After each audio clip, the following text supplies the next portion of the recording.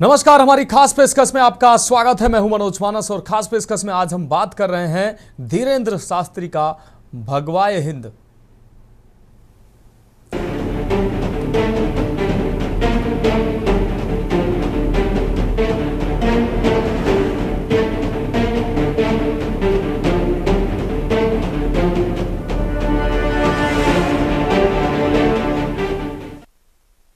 तो धीरेंद्र शास्त्री का भगवाए हिंद पर आज हम बात कर रहे हैं। धर्म, आस्था और सियासत का घालमेल एक बार फिर देश की राजनीति में हलचल मचा रहा है। बागेश्वर धाम के पीठाधीश्वर पंडित धीरेंद्र कृष्ण शास्त्री के भगवाए हिंद वाले बयान ने नया तूफान खड़ा कर दिया है। जहां शास्त्री हिंदुत्व की मुखर वकालत कर रहे हैं, वहीं समाजवादी पार्टी, कांग्रेस और आरजेडी जैसे दल इसे चुनावी एजेंडा और सांप्रदायिक ध्रुवीकरण की साजिश बता रहे हैं। सपा प्रमुख अखिलेश यादव ने बाबा की भाषा को धर्म के नाम पर राजनीति करार दिया, तो वहीं कांग्रेस नेता उदित राज ने सीधा जाति आरोप जड़ते हुए कहा कि जिन्होंने जातियों में बंटवारा किया, अब वो भगवा की बात कर रहे हैं। वहीं मुहर्रम के मौके पर लालू राबड़ी के आवास में ताजिया का स्वागत और पूजा पाठ ने भी राजनीतिक हलकों में हलचल बढ़ा दी है। ऐसे में बड़ा सवाल यह है कि क्या 2025 की सियासत भगवा बनाम सेकुलर के चक्रव्यूह में उलझने वाली है? आज इन्हीं सवालों पर हम बात करेंगे अपने prime time show Dhirendra Shastri का भगवाए हिंद। ये रिपोर्ट देखिए। बागेश्वर धाम के पीठाधीश्वर पंडित धीरेंद्र कृष्ण शास्त्री ने रविवार 6 जुलाई को कहा था कि हम किसी मजहब के विरोधी नहीं हैं। कुछ ताकतें गजवाए हिंद बनाना चाहती हैं, लेकिन हमारा एक ही सपना है कि भगवाए हिंद होना चाहिए। धीरेंद्र शास्त्री के इस बयान पर अब देश में सियासत तेज हो चली है। बिहार के पागलों, हमारा एक ही सपना है, भगवाए हिंद होना चाहिए। अगर हुआ मेरे धर्म पर घात तो मैं प्रतिघात करूंगा, क्योंकि मैं हिंदू हूं, सिर्फ हिंदुत्व की बात करूंगा। एक बात और सुनो बिहार वालों, हम किसी मजहब के विरोधी नहीं है। न हमें मुसलमानों से दिक्कत है, न हमें ईसाइयों से दिक्कत है। हमें तो हिंदुओं में रहने वाले उन हिंदुओं से दिक्कत है जो जातियों के नाम पर हिंदुओं को लड़ाते हैं। सपा चीफ ने लखनऊ में प्रेस कॉन्फ्रेंस कर धीरेंद्र शास्त्री के बयान का जवाब दिया। अखिलेश ने कहा, सच्चा रास्ता ही धर्म का रास्ता है, वही सनातन का रास्ता है। अन्याय करने वाले सनातनी नहीं हो सकते, भेदभाव करने वाले सनातनी नहीं हो सकते, बच्चों से राजनीति कराने वाले लोग सनातनी नहीं हो सकते। ये सियासत का खेल। तो मेरा सरकार से केवल यही निवेदन है, आईएएस अधिकारी, जिलाधिकारी गोरखपुर या और उन लोगों से, कि ये सियासत का खेल बड़े लोगों का है, इसमें बच्चों को नहीं डालना चाहिए। अब मैं भी चाहूंगा कि 2 हफ्ते 3 हफ्ते की छुट्टी ले लूं, थोड़ा अपने आप को ठीक करके तब फिर आप लोगों से मिलूंगा। अभी तो हम ही बुरे हैं, जब अच्छे हो जाएंगे तो फिर मिलेंगे आपसे। बता दें, बिहार की राजनीति पटना में रविवार को सनातन महाकुंभ में आए लोगों को संबोधित करते हुए शास्त्री ने कहा था कि अगर धर्म पर घात हुआ तो मैं प्रतिघात करूंगा। मैं हिंदू हूं और हिंदुत्व की बात करूंगा। उन्होंने कहा, सनातन मतलब शाश्वत, सनातन मतलब यही सत्य है। धीरेंद्र शास्त्री के बयान पर कांग्रेस ने भी पलटवार किया। धीरेंद्र शास्त्री के इस बयान पर निशाना साधते हुए उदित राज ने कहा, धीरेंद्र कृष्ण शास्त्री उर्फ बाबा बागेश्वर ब्राह्मण जाति में पैदा हुए। समाज को हजारों जातियों में बांटकर इन्होंने ही बंटवाए हिंद बनाया है और अब भगवाए हिंद की बात कर रहे हैं। तो अगर गजवा हिंद न हो भारत में, तो बंटवा हिंद खत्म करना पड़ेगा। बंटवा हिंद किसने किया? इन्होंने ही किया। जातियों में बांट कर तू नीच है, वो नीच है, हम ऊंचे हैं, तो बंटवा हिंद आपने किया। तो भगवा हिंद से गजवा हिंद नहीं रोकेगा। बंटवा हिंद बंद करो भाई, ऐसा नहीं है। अब मूर्ख लोग नहीं रहते। इटावा ने एक यादों में कथा सुना दिया तो उसको मारा पीटा, मूत्र छिड़क करके अब शुद्ध कराया है। तो आप ये बताइए कि ब्राह्मण, फिर ब्राह्मण को केवल वेद शास्त्र तक ही सीमित होना चाहिए, पूजा पाठ तक सीमित होना चाहिए, तो ब्राह्मण क्यों बेरोजगार रोजगार कर रहे हैं, क्यों राजनीति में है, क्यों अधिकारी कर्मचारी हैं, क्यों व्यापारी हैं?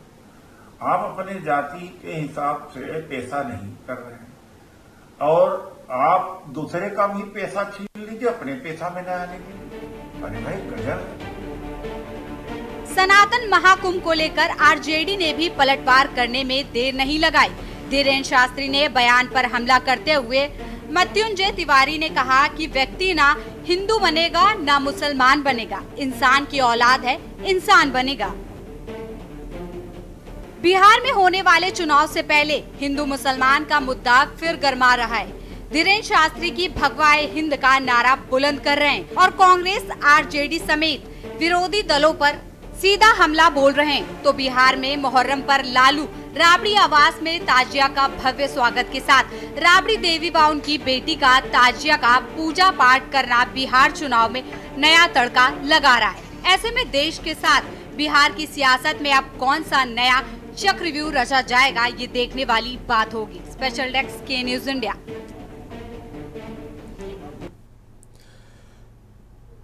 तो गजवाए हिंद के जवाब में भगवाए हिंद की बात की जा रही। धर्म, राजनीति और चुनावी रणनीति तीनों की लपटों में घिरा बिहार। बागेश्वर धाम के पीठाधीश्वर पंडित धीरेन्द्र कृष्ण शास्त्री के भगवाए हिंद बयान से अब सियासी तापमान वहां का बढ़ गया है। जहां शास्त्री धर्म पर प्रतिघात की बात कर रहे हैं, वहीं अखिलेश यादव और कांग्रेस, आरजेडी जैसे दल उनके बयानों को सियासी हथकंडा बता रहे हैं। मुहर्रम के मौके पर राबड़ी आवास में ताजिया का स्वागत क्या चुनावी संतुलन साधने की रणनीति है? सवाल यह भी बड़ा है कि भगवा बनाम सेकुलर 2025 का असली एजेंडा क्या है? आज इन्हीं सवालों को तलाशने का हम प्रयास करेंगे। हमारे साथ खास मेहमान जुड़ चुके हैं। शैलज सिंह, कांग्रेस नेता, हमारे साथ बिहार से जुड़ चुके हैं। सहान परवेज, आरजेडी प्रवक्ता, बिहार से हमारे साथ जुड़ चुके हैं।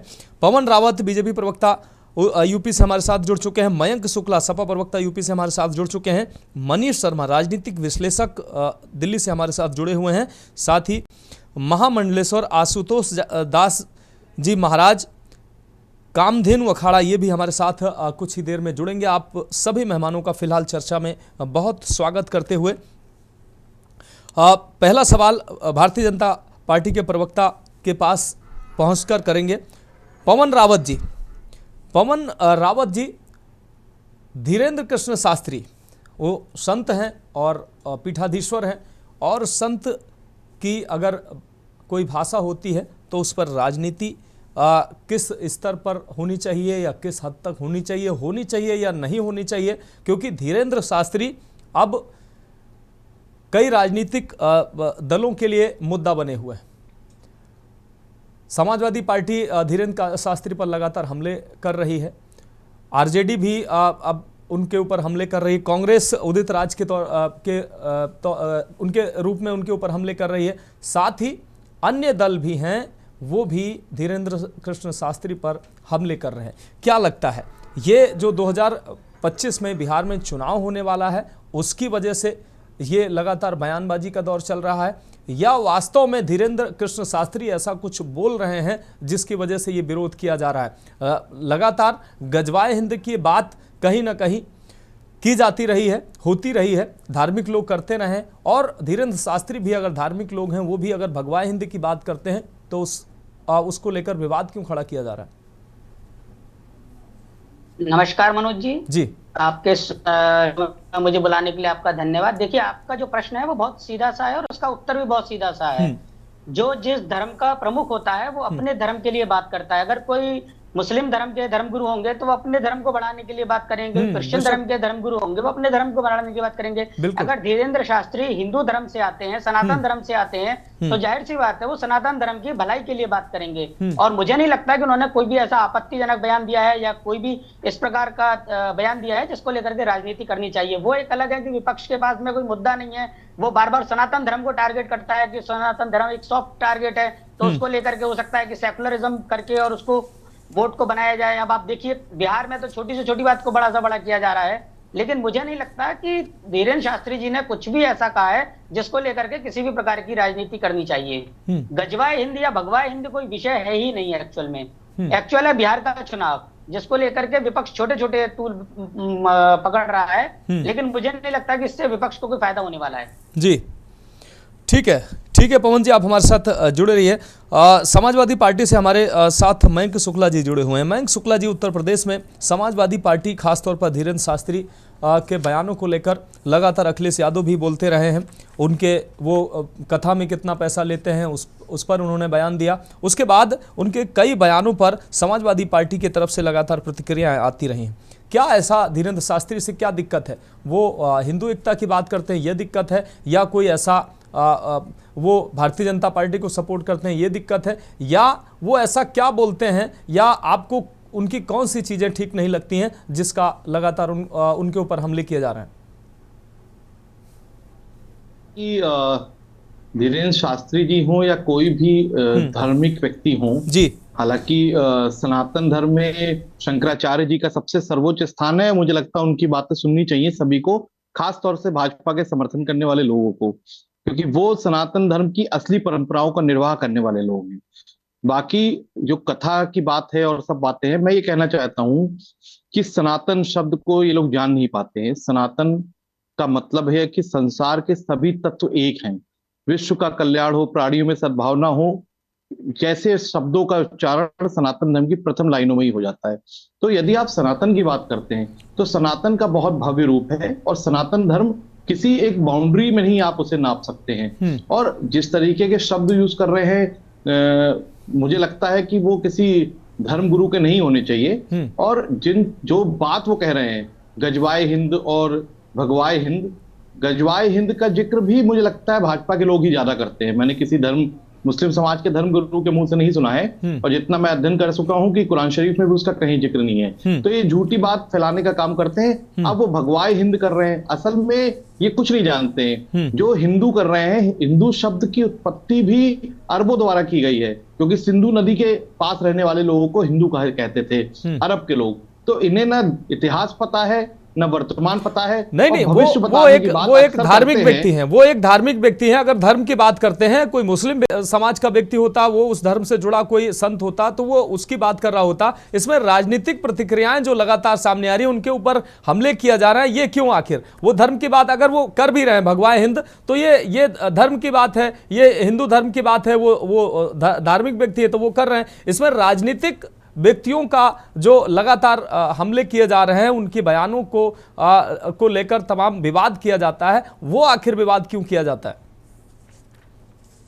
कर रहा है, और आपने डिबेट रखी है, जब वो विषय है तो उस पर बोलना भी जरूरी है, क्योंकि इसी बात पे डिबेट हो रही है जी। और भविष्य की बात करते हैं। मैंने कहा ये जो लोग हैं, चाहे वो भाजपा के समर्थक हों, चाहे इस तरीके के बयान देने वाले लोग हैं, ये ना इतिहास को जानते हैं, ना वर्तमान को जानते हैं, और भविष्य बताने की बात अक्सर करते हैं ये। और अगर ऐसा है तो इनके पंडाल में भी अगर कोई हादसा हो जाता है तो वहां इनका ज्ञान कहाँ चला जाता है? इतने लोगों की जान चली जाती है, कहीं पर तो ज्ञान देकर कुछ लोगों की जान बचाने का काम करें। तो मेरा ये कहना है कि भूत, वर्तमान, भविष्य और सनातन, ये सब एक ही चीज है। सनातन में सर्वज्ञ है, सनातन ही सर्वोच्च है, और सनातन में ही सब चीजों का ज्ञान है। सनातन को आप बाउंड्रीज में मत बांधिए, सनातन बहुत बड़ा है। अभी मैं प्रेमानंद महाराज जी ने कहा भी था कि सनातन को बचाने की चेष्टा मत करिए, अपने अंदर सनातन को लाइए, तो अपने आप सनातन धर्म का प्रचार प्रसार होता रहेगा। इस तरीके की लोकप्रियता हासिल करने के लिए जो बयान दे रहे हैं, उस पर मैं बिल्कुल स्पष्ट करना चाहता हूं कि लोकप्रियता हासिल करने के लिए इंसान को तप करना चाहिए।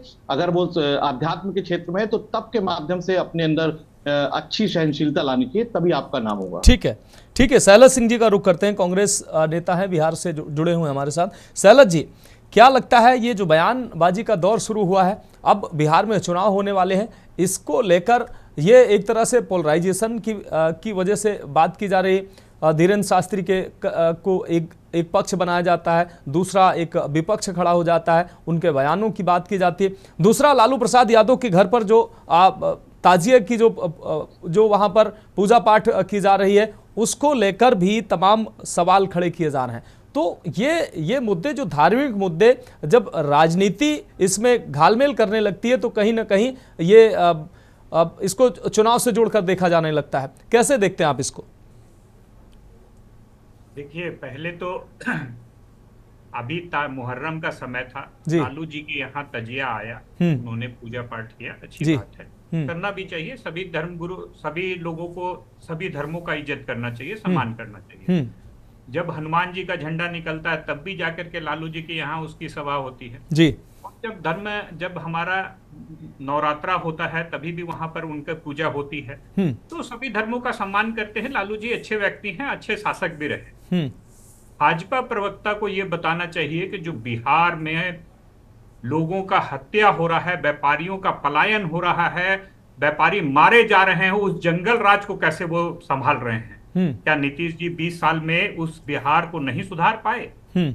इसका जवाब भाजपा प्रवक्ता को देना चाहिए, इसका जवाब जेडीयू प्रवक्ता को देना चाहिए, इसका जवाब नीतीश कुमार को देना चाहिए, इसका जवाब मोदी जी को देना चाहिए कि बिहार में जो जंगल राज हो रहा है, क्या उन्हें अभी व्यापारियों के हत्या में जंगल राज नजर नहीं आ रहा है? क्या लालू जी के शासन में हत्या ही जंगल राज कायम था? क्या आज नीतीश कुमार जी के राज्य में जो हत्याएं हो रही हैं, व्यापारियों का पलायन हो रहा है, वो जंगल राज नहीं है? तो इन सब मुद्दों से हटाने के लिए ऐसे पर्ची वाले बाबा को बुलाया जाता है कि ताकि धार्मिक ध्रुवीकरण किया जा सके जी। और इसी तरह के फर्जी बाबा अगर ये पर्ची निकाल के बताते हैं तो भाई अहमदाबाद में जो ये प्लेन गिरा, उसकी भविष्यवाणी क्यों नहीं कर पाते? आपको ये बीजेपी से ये सवाल ये करने चाहिए, लेकिन धीरेन्द्र शास्त्री मुद्दा बन जा रहे हैं। ये विषय है कि आखिर धीरेन्द्र शास्त्री के बयान जो है वो गजवाए हिंद भगवाए हिंद जब चुनाव अब वो चुनाव में होने लगा है, जबकि मुद्दों पे बात होनी चाहिए। देखिए ये भाजपा जब नहीं सीखती, जब नहीं कुछ शासन में कर पाती हैं, जब ये हत्याएं होने लग गई, तब ऐसे धीरेन्द्र शास्त्री जैसे एजेंटों को भेजा जाता है प्रवक्ता बना करके और इस तरह के लोगों को, ताकि धर्म का नाम पे ध्रुवीकरण किया जा सके। ये सनातन को नहीं जानते हैं, ये धर्म को नहीं जानते हैं। धर्म धारण करने की चीज होती है, परंतु ये हिंदू मुस्लिम खेल के ही चुनाव के समय खेलते हैं ताकि जाके वोटों का ध्रुवीकरण किया जा सके। ये जान करके इस तरह की बातें उठाते हैं, गजवाए हिंद भगवाए हिंद। ये हिंदुस्तान को जानते ही नहीं है, ये सिर्फ एक ही बात जानते हैं, वोटों का ध्रुवीकरण करना है, सत्ता को अपने पक्ष में लेना है, अडानी अंबानी जैसे उद्योगपतियों के हाथों में इस देश को बेच देना है। सिर्फ इसी वोटर को ध्रुवीकरण करने के लिए इस तरह की बातें की जाती है। तो बिहार में रोजगार नहीं है। धीरेन्द्र शास्त्री आपको भाजपा के एजेंट लगते हैं? धीरेन्द्र शास्त्री आपको भाजपा के एजेंट लगते हैं? एजेंट है। इस तरह के जितने भी कथावाचक हैं सारे एजेंट हैं, एजेंट की भूमिका निभाते हैं। आखिर एक पार्टी के पक्ष में कैसे बोलते हैं? इन्होंने कभी कांग्रेस के पक्ष में नहीं बयान दिया है भाई। जामा मस्जिद के मौलवी जब किसी पार्टी विशेष के लिए अगर वो पैरवी करते हैं कि इस पार्टी को वोट देना चाहिए, उस पार्टी को देना चाहिए, तो वो एजेंट नहीं होते हैं फिर? क्या गलत है?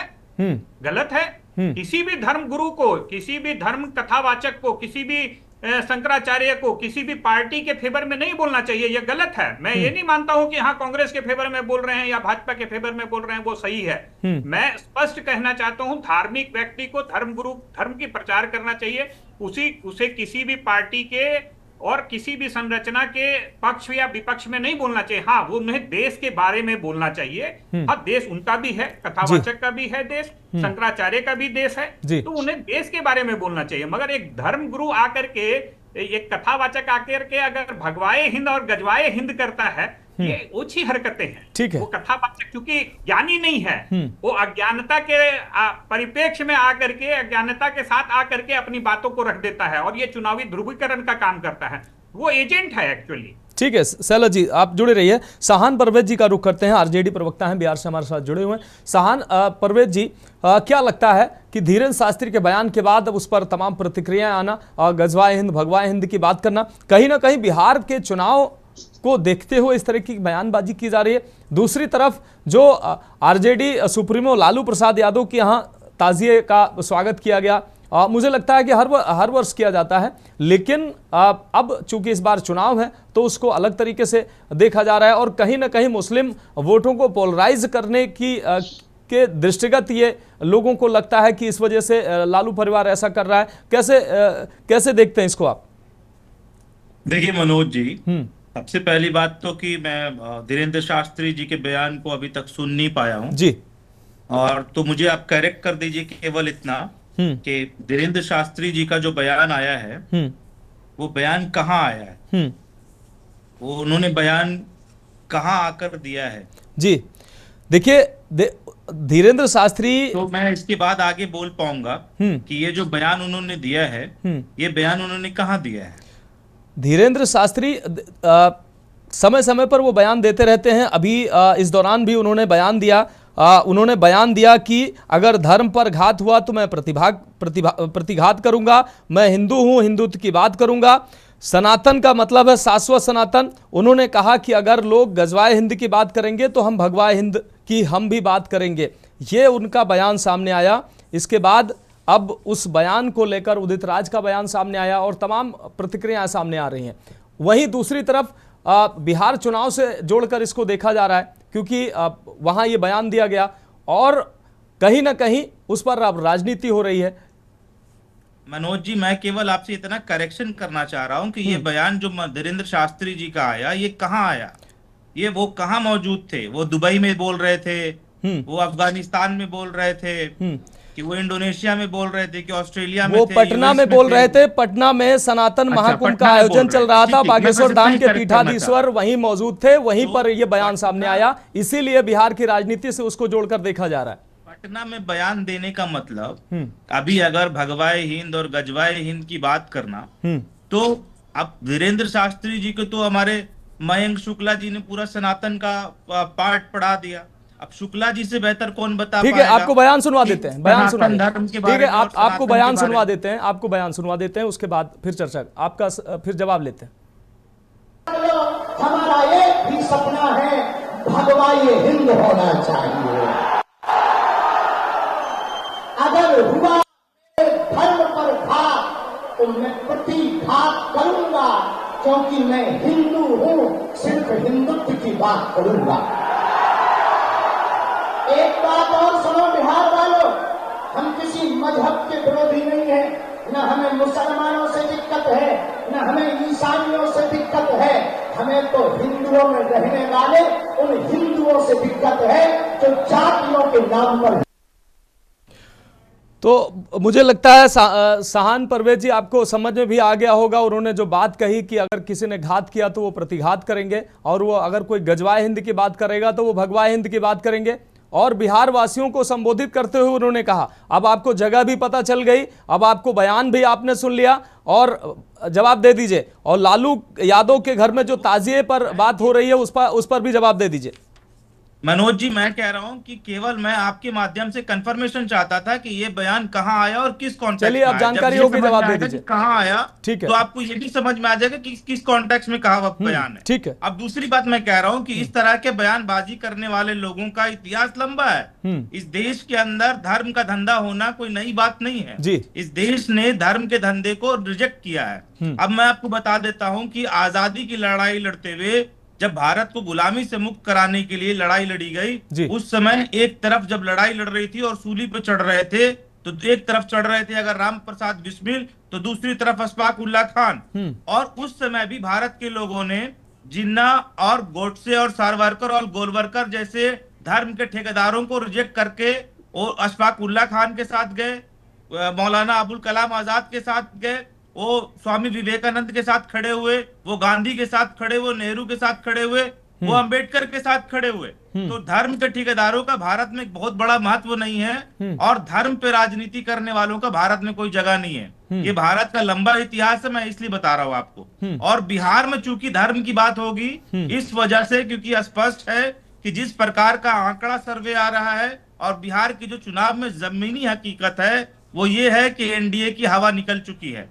कभी वोटर लिस्ट से वोट काटने की बात की चर्चा चल रही है, तो अभी इनके पास अभी हमारे देखिए सहान परवेज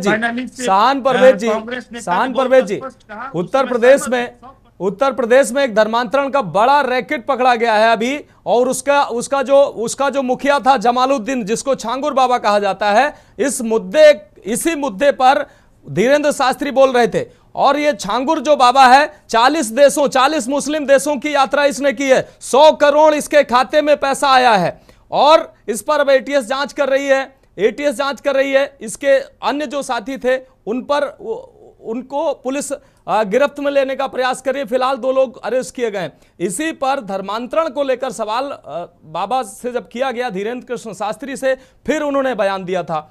उन्होंने ये बयान दिया था कि अगर घात होगा, इसी घात को लेकर वो बात कर रहे थे कि अगर घात होगा तो वो भी प्रतिघात करेंगे, और गजवाए हिंद अगर इस तरीके से किया जाएगा, नाम बदलकर हिंदू बेटियों के साथ छल किया जाएगा, तो वो भी भगवाए हिंद करेंगे। इसी बयान पर उन्होंने ये अपना बयान दिया था।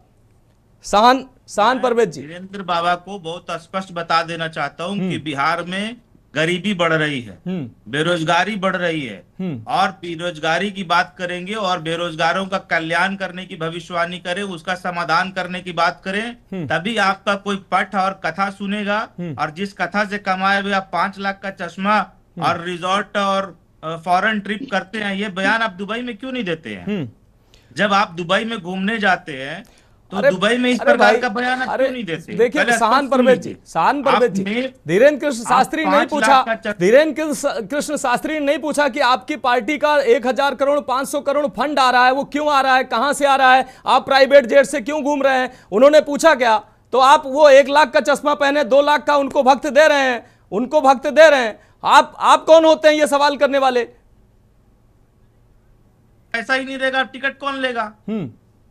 पहले टिकट खरीदने के लिए जो आपका टिकट बिकता है 5-5 लाख रुपए का जी, वो टिकट खरीदने के लिए पहले उसकी माली हालात अच्छी होनी चाहिए। मैं तो सलाह दे रहा हूँ जी, मैं तो चाहता हूँ कि बाबा तरक्की करें, ठीक है, 5 लाख से जाके 15 लाख के चश्मा पे चले जाएं।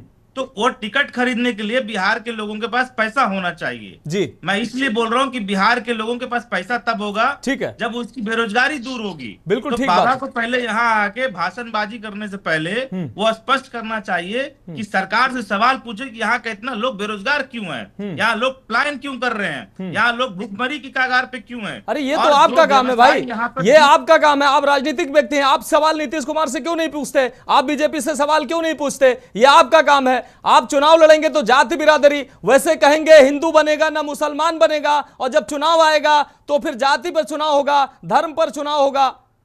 ठीक है सहान परवेज जी, एक छोटे से ब्रेक के लिए रुक रहे हैं, और ब्रेक के बाद चर्चा जारी रहेगी। हमारे साथ मनीष शर्मा जी भी जुड़े हुए हैं, राजनीतिक विश्लेषक हैं, उनके पास भी जाएंगे। एक छोटे से ब्रेक के लिए रुक रहे हैं। तो ब्रेक के बाद हमारी खास पेशकश में एक बार फिर से आपका स्वागत है। हम बात कर रहे हैं धीरेन्द्र शास्त्री का भगवाए हिंद, धर्म, आस्था और सियासत का घालमेल एक बार फिर से देश की राजनीति में हलचल मचा रहा है, और इसी पर हम बात कर रहे हैं। और सीधे चर्चा पे आते हैं। हमारे साथ मनीष शर्मा जी जुड़े हुए हैं, राजनीतिक विश्लेषक हैं, दिल्ली से हमारे साथ जुड़े हुए हैं। मनीष जी, आपके पास आते हैं।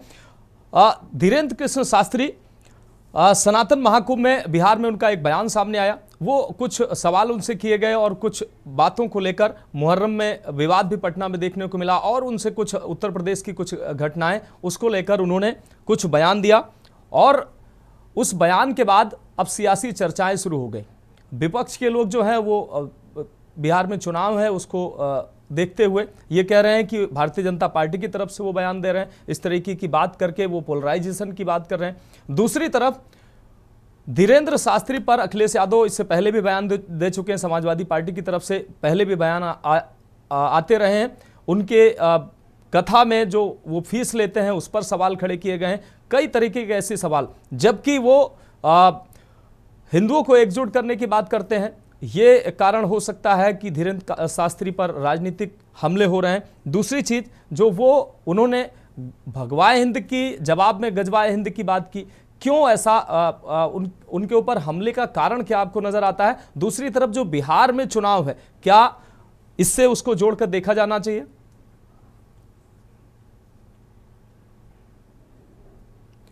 मनीष जी, फोन अनम्यूट कर लीजिए।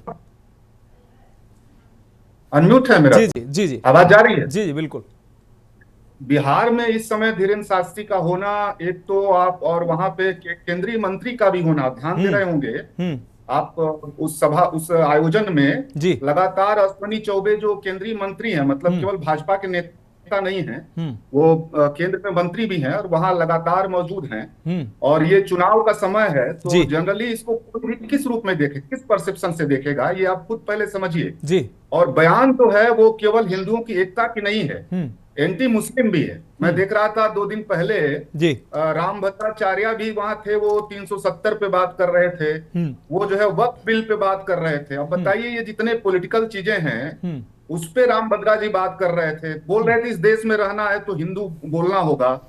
तो ये अपने आप में देखिए एक बात आप समझिए, बिहार में आम तौर पे जो धर्म की राजनीति है उसके लिए लंबे समय से वहां कोई जगह नहीं बन पा रही उस तरह से। यूपी में जिस तरह से बार बार बन जा रही है, यूपी में कुछ ऐसे आस्था के केंद्र है जिसको लेकर के तनाव खड़ा किए जाते रहे हैं। अयोध्या जैसा रहा है, ज्ञानवापी जैसा है, मथुरा जैसा है। बिहार इस तरह का उसका अर्बनाइजेशन नहीं हुआ है, वहां कोई इस तरह का धार्मिक पॉइंट नहीं रहा है। इसीलिए आप देखिएगा कि आज तक वहां बीजेपी अपने पैरों पर, अपने बल के ऊपर बिहार में राजनीति उसकी खड़ी नहीं हो पाई। और अब फिर से देखिए इसी समय सारे कथावाचक वहां जा रहे हैं बिहार में, ठीक चुनाव से पहले।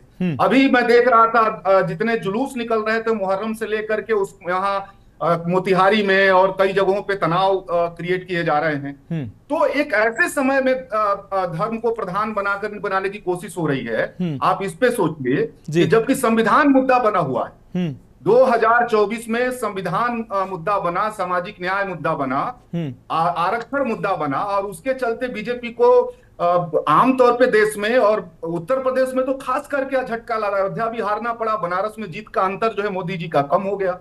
ऐसे समय में जब संविधान इशू है, जाति जनगणना इशू है, जिसको खुद प्रधानमंत्री ने मान लिया, ठीक उस समय फिर से धर्म की बात करना, हिंदू राष्ट्र की बात करना, हमको लगता है कि ये बीजेपी के लिए बहुत फायदेमंद नहीं होने जा रहा है। ये और ज्यादा उसके ऊपर जो संविधान विरोधी होने का जो छाप है, उसके ऊपर जो सामाजिक न्याय विरोधी होने का छाप है, वो और ज्यादा पुख्ता होगा अगर ये लगातार चलेगा बिहार में। क्योंकि बिहार में इस राजनीति की स्वीकारोक्ति बहुत कम है। बिहार में इसको लेकर के लोग उस तरह से नहीं सोचते। आप उसका हिस्ट्री देखेंगे, आज भी क्यों उनको नीतीश जी के साथ ही रहना पड़ता है। इतने कमजोर खड़ों में भी नीतीश जी को छोड़ने की स्थिति में नहीं है, खुद वहां राजनीति करने की स्थिति में नहीं है। और इसीलिए आप देखिएगा कि वो एक तरफ कास्ट सेंसस की भी बात कर रहे हैं और दूसरी तरफ वहां राम भद्राचार्य जी जा रहे हैं, वहां धीरेन्द्र शास्त्री जा रहे हैं। धीरेन्द्र शास्त्री कह रहे हैं कि पूरे बिहार में हम यात्रा निकालेंगे। तो मेरा ये कहना है कि ये एक बैक फायर भी कर सकता है बीजेपी के लिए, उसके लिए नुकसान हो सकता है। 2024 के बाद उसके ऊपर जो चस्पा हुआ है संविधान विरोधी होने का, और जब आप संविधान की बात करते हैं तो उसमें हिंदू मुस्लिम की बात नहीं करते हैं। संविधान सबका है, पूरे देश का है। हिंदू राष्ट्र संविधान विरोधी बात है। अगर कोई इस समय खुलेआम हिंदू राष्ट्र बोले, इस समय कोई खुलेआम मुस्लिम राष्ट्र बोले, तो वो संविधान विरोधी बात कर रहा है, वो एक संविधान के खिलाफ बात कर रहा है। और वहां पे केंद्रीय मंत्री का उपस्थित होना, हमको लग रहा है कि ये बैक फायर करेगा बीजेपी के लिए, बिहार में नुकसानदायक होने जा रहा है। जी ठीक है मनीष जी, जवाब ले लेते हैं। हमारे साथ पवन रावत जी जुड़े हुए हैं भारतीय जनता पार्टी से। पवन रावत जी, मनीष जी ने जो सवाल किए कि वैसे धीरेन्द्र शास्त्री धार्मिक व्यक्ति हैं, उनके द्वारा अगर ऐसी बातें की जाती हैं, लेकिन वहां भाजपा के लोगों का उपस्थित होना, केंद्रीय मंत्री का उपस्थित होना, और कहीं ना कहीं जो ये आरोप लग रहे हैं कि चुनाव का वक्त है और अभी धीरेन्द्र शास्त्री हों, राम भद्राचार्य जी हों, या ऐसे और अन्य जो साधु संत हैं, उनके माध्यम से आप अपने लिए माहौल बना रहे हैं, चुनावी माहौल। मनोज जी मैं अभी थोड़ा आपसे इजाजत चाहता हूँ, क्योंकि आज थोड़ा समय है मुहर्रम का, तो मैं थोड़ा इजाजत चाहता हूँ आपसे, फिर कभी आपसे मिलेंगे। ठीक है सहान परवेज जी, बहुत शुक्रिया आप हमारे साथ जुड़े। जवाब दे दीजिए पवन रावत जी। जी आवाज आ रही है मेरी? बिल्कुल। देखिए अभी मनीष जी बहुत लंबी लंबी बातें बीजेपी को लेकर के काउंटर कर रहे थे। अभी कुछ दिनों पहले, एक हफ्ते पहले, शरीयत को लेकर के एक बहुत बड़ी मीटिंग थी, वहां पर एक बहुत बड़ा आयोजन था इसी गांधी मैदान में, जहां से तेजस्वी यादव कहते हैं कि मैं केंद्र के सरकार के द्वारा बनाया हुआ संविधान मैं फाड़ फूक के फेंक दूंगा। क्यों फाड़ फेंक दोगे भाई? आप वहां पे वो कौन सा समाज था और आप किसका लेना चाह रहे थे?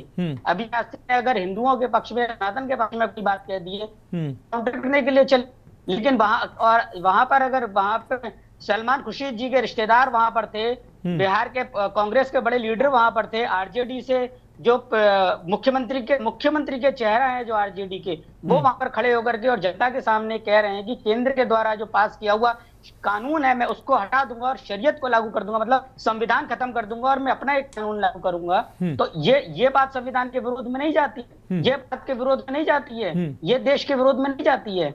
जबकि वहां पर धीरेन्द्र शास्त्री ने तो कोई भी ऐसा बयान दिया ही नहीं है, न संविधान के विरोध में कहा है, न धर्म के विरोध, सिर्फ एक घटना के प्रतिकार में कहा है। इनके छांगुर बाबा 100-100 करोड़ 200 करोड़ लेकर के और हमारे यहाँ पर धर्म परिवर्तन कर रहे हैं और किस प्रकार से बाहर से फंडिंग हो रही है, वो इन लोगों को नहीं दिखता, उसके खिलाफ कभी कोई आवाज नहीं उठाई जाती है। अगर कोई एक व्यक्ति अगर हिंदुओं को जगाने का काम कर रहा है, वो सिर्फ यही तो कह रहा है कि आपके खिलाफ षड्यंत्र रचा जा रहा है और आप उसके लिए तैयार हो जाइए, आप उसके लिए समझदार हो जाइए, तो इसमें क्या गलत बात है?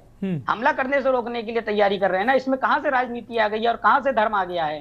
हर किसी को फर्ज बनता है, हर धर्म गुरु की ये पहला फर्ज है कि वो अपने धर्म के लिए लोगों को जागरूक करे, सनातन धर्म को जागरूक करे। और वो वहां पर केवल सनातन महाकुंभ था, ये भी आप देखिए ना, तो वहां पर वो सनातन धर्म से संबंधित लोग आए थे और जो लोग आए थे वो सनातन की बातें करेंगे।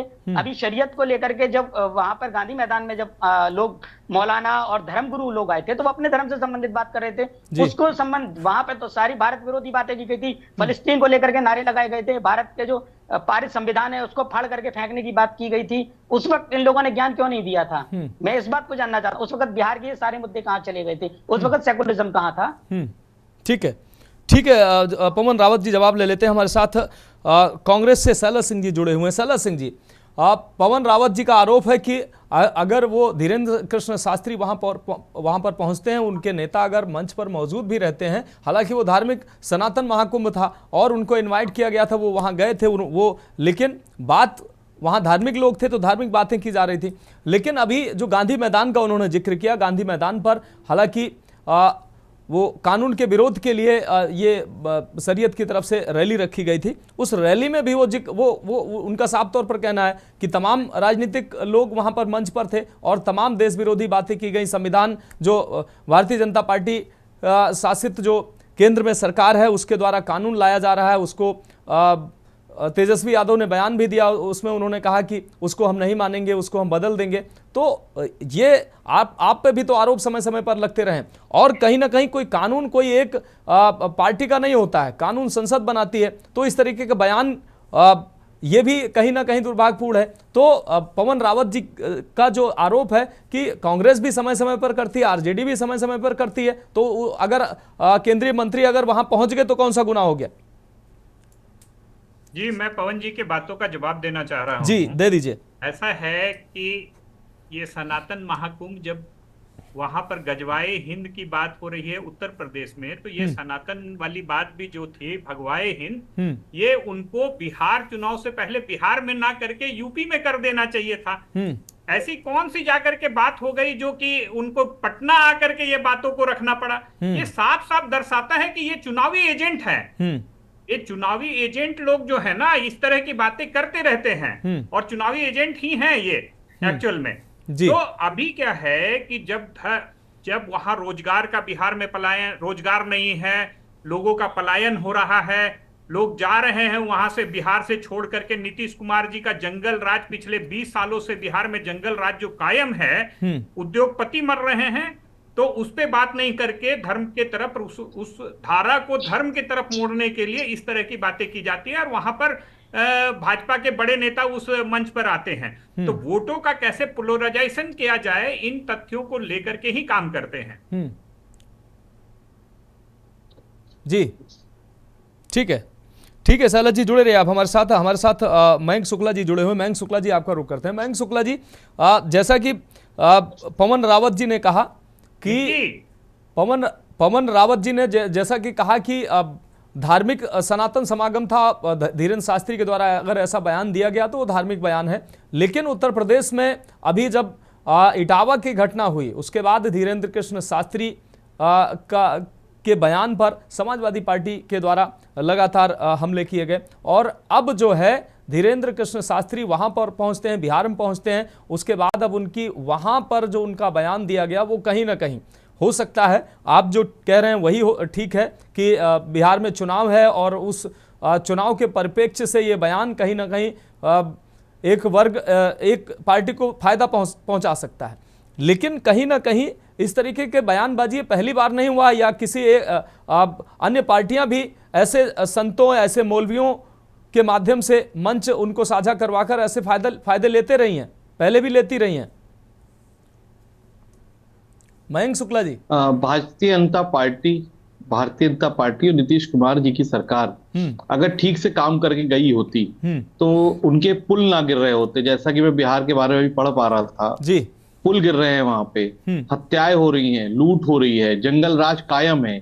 जंगल राज, ये पहले जंगल राज शब्द का जो इस्तेमाल करते थे इसका 2.0 ले आए हैं ये लोग, उसका भी अपग्रेडेड वर्जन बिहार में शुरू हो चुका है। तो अगर ऐसा नहीं होता तो ये सस्ती लोकप्रियता हासिल करने का तरीके जो है या राजनीति का जो ध्रुवीकरण है, जब इंसान विकास पे बात नहीं कर पाता है, जब जॉब नहीं दे पाता है, नौकरियां नहीं दे पाता है, रोजगार डेवलप नहीं कर पाता है, इंफ्रास्ट्रक्चर पे काम नहीं करता है, तो वो इसी तरीके से काम करता है। और रही बात, मैं भी सुन रहा था हिंदुओं को एक करने की, मैं कहता हूं कि लोकतंत्र एक देश है, भारत एक बहुत मतलब अनेकता में एकता वाला देश है, तो भारतीयों को एक करने की बात क्यों नहीं हो रही है? ये क्यों नहीं हो रहा है कि सभी जाति धर्म के लोग एक साथ देश की तरक्की के लिए काम करें? हम सब लोग एक हैं, हम सब लोग एक ही विचारधारा पे हैं, हम सब भाई हैं, हम लोग कोई बाहर के लोग नहीं हैं। तो इसमें बंटवारा करने की जो बात करे, भाई मुझे लगता है कि कई बार मुझे धीरेन्द्र शास्त्री को देखता हूं मैं, तो उनकी बहुत सारी हरकतें बहुत बचकानी लगती हैं। नहीं, जैसे चलिए, वो चलिए, हवा में बात कर लेते हैं, उनका कहना है कि वो भविष्य बता देते हैं। मयंक जी, तो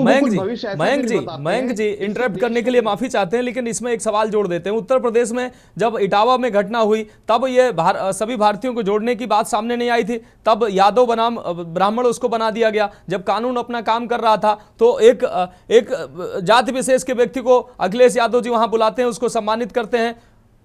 कार्रवाई के लिए आप कार्रवाई से संतुष्ट नहीं थे, या कार्रवाई नहीं हो रही थी, या सब कुछ करना चाहिए था, लेकिन कहीं ना कहीं एक राजनीतिक पार्टी के मुखिया होने के नाते ये मैसेज नहीं होना चाहिए था कि एक व्यक्ति अगर गलती कानूनन अगर किसी ने की है तो उसको सख्त से सख्त सजा होनी चाहिए, और इस तरीके की घटनाएं हैं वो समाज में कहीं भी स्वीकार नहीं है। लेकिन कहीं ना कहीं वहां पर भी तो सभी भारतीयों को एकजुट करने की बात होनी चाहिए थी। अब वहां पर ब्राह्मण बनाम यादव बनाने का प्रयास किया गया, उसको पीडीए की बात की गई।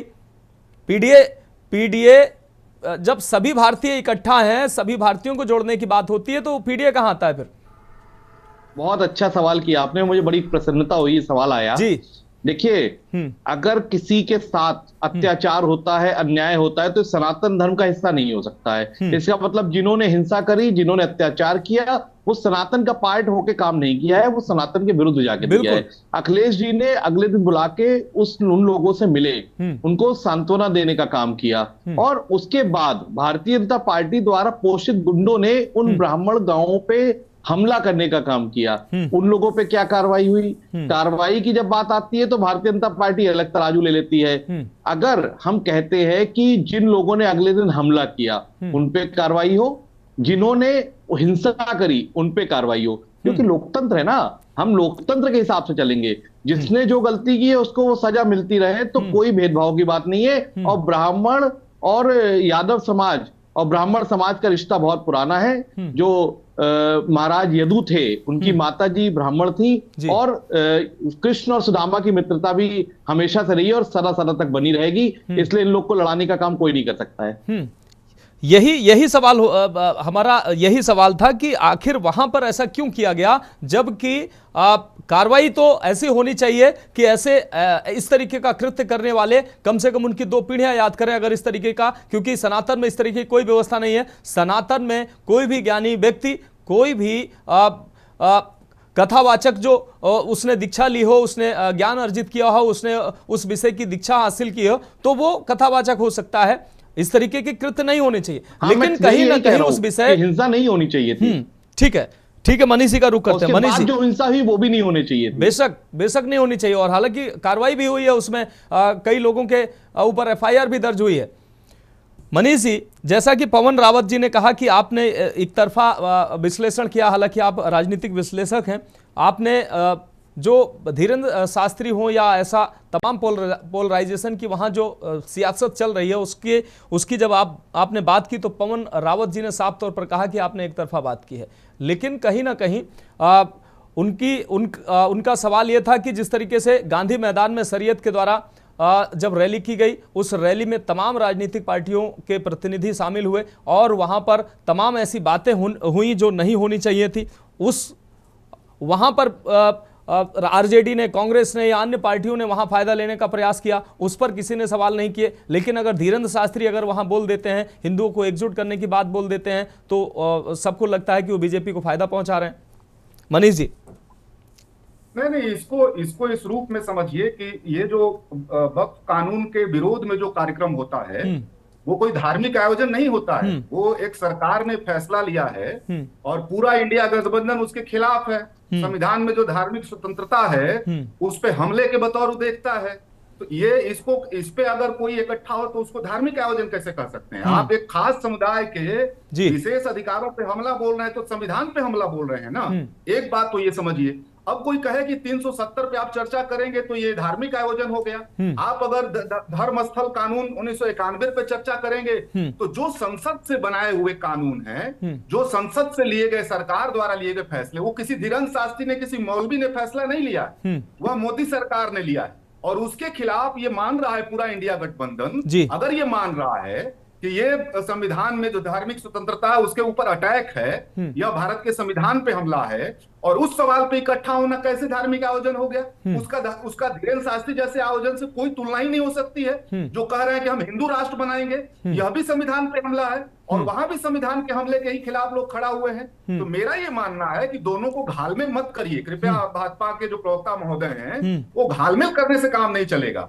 राम भद्राचार्य जो है 370 पे बात कर रहे हैं, वक्फ बोर्ड पे वो जो है उस पे बात कर रहे हैं, कह रहे हैं जो हिंदू रहेगा वही यहाँ रहेगा। ये दोनों कार्यक्रमों को आप कैसे आप मान सकते हैं भाई? तो मेरा ये कहना है कि धार्मिक आयोजन को और राजनीतिक आयोजन को, किसी खास समुदाय के राजनीतिक अधिकारों पे हमला है, वहां अगर कोई इकट्ठा हो रहा होना चाहिए भाई, एकदम होना चाहिए। अगर कोई हिंदू समाज के खास मसले पर सरकार कोई हमला करती है तो आप उस मसले पर गोलबंदी करेंगे तो वो धार्मिक आयोजन नहीं कहा जाएगा, तब वो एक राजनीतिक आयोजन होगा।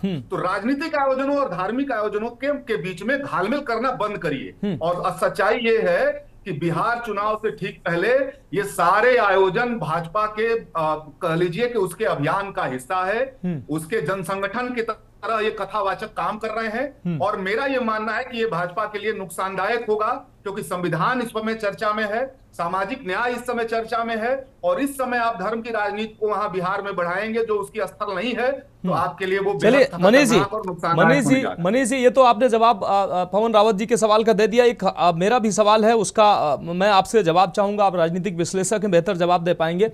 बिहार की अगर बात की जाए, बिहार और कमोबेश उत्तर प्रदेश में भी यही देखने को मिलता है। बिहार की जो स्थिति है, तमाम मुद्दे हैं बिहार में। बिहार प्रवासी बिहारियों की अगर चाहे बात की जाए, वहाँ पुलों की अभी हमारे साथी बात कर रहे थे कि वहाँ पुल कैसे गिर रहे हैं, और तमाम इतने ज़्यादा इशू हैं बिहार में। लेकिन चुनाव जब होता है तो उन विषयों पर बात आते आते जब आखिरी समय आता है वो सारे विषय खत्म हो जाते हैं। विषय क्या रह जाता है? जाति और धर्म।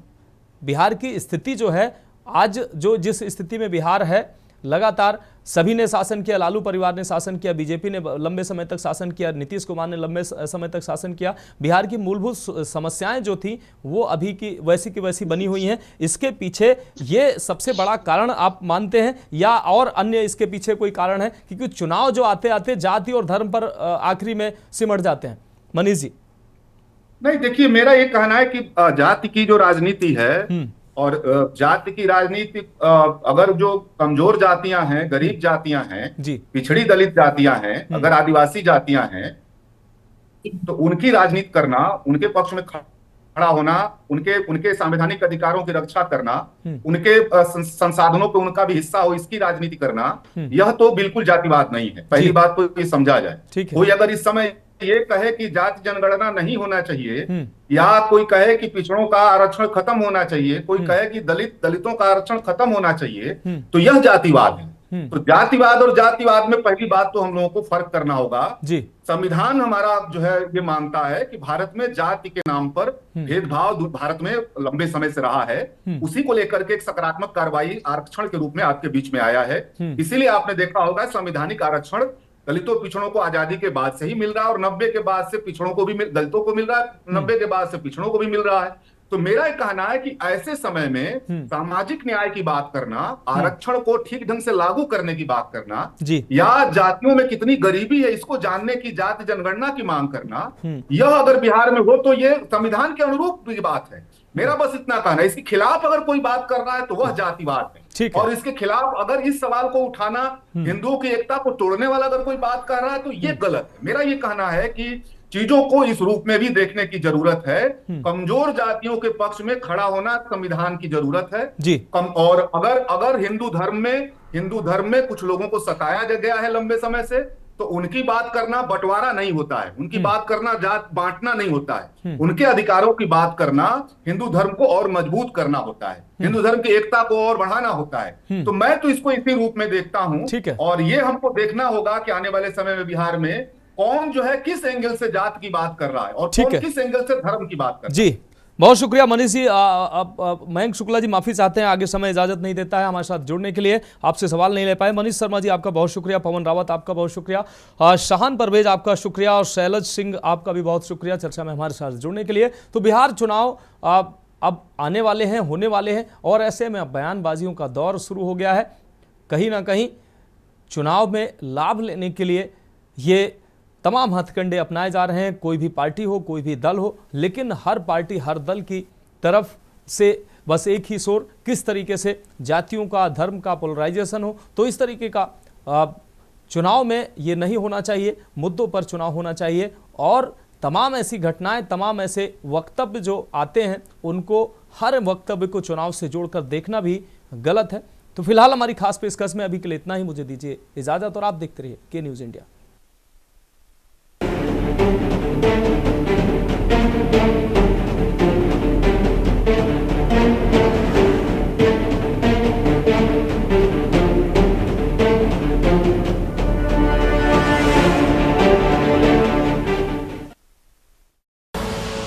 आप देख रहे हैं के न्यूज़, खबरों का सारथी।